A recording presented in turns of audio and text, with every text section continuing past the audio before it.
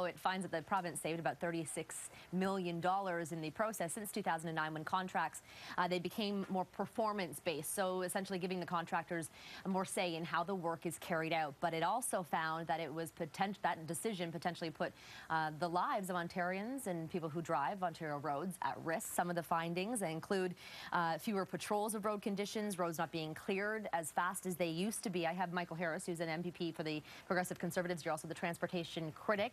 What is your reaction to this pretty scathing report? Yeah, it is. It's a damning indication, really, of the Liberals' total mismanagement of the highway maintenance file here in the province. Look, for 5 years straight, they knew about, the inability for the contracts to actually make Ontario motorists' lives safer, to save a few bucks, really. And ultimately, you're right, it put lives of Ontario motorists at risk. Progressive Conservatives, they aren't shy when it comes to the idea of privatization in an effort to save the government money, taxpayers ultimately saving them money.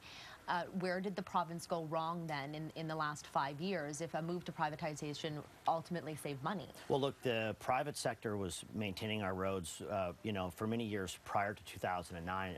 Pretty much after the early 2000s, but it was the change in 2009 to this new performance contract that really watered down the standards within the contract that allowed for this to happen. And over those years, from 2009 onward, ministry staff even warned and continually said that these performance contracts are not meeting the standards as to which motorists expect on our Ontario roads. It was actually then Transportation Minister Kathleen Wynne who really ignored the calls from ministry officials to change these contracts. So it wasn't so much who was doing the work, it was the quality of the contract that was laid out and the lack of oversight by the government to ensure that, frankly, the standards were being met.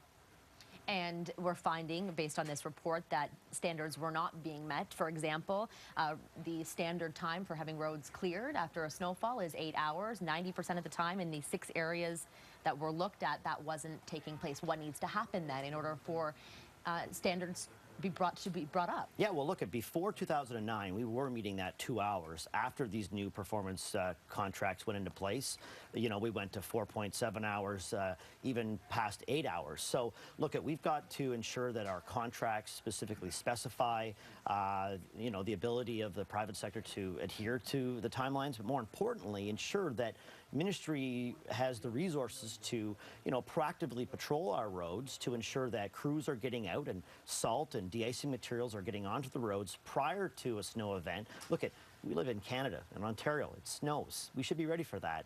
And clearly, the government hasn't been. And frankly, they've ignored the heed or the call of motorists all across the province. They've done nothing about it. The minister could have had an opportunity today to actually apologize for the lives that really, frankly, motorists were at risk, and he didn't do that, which is unfortunate. MPP Michael Harris, thanks so much for being in studio this afternoon, and we will hear from the Transportation Minister, an interview with him coming up at 5 o'clock. We'll send it back to you for now, Carmen. All right, sounds good. Thanks, Jackie. Okay. Toronto's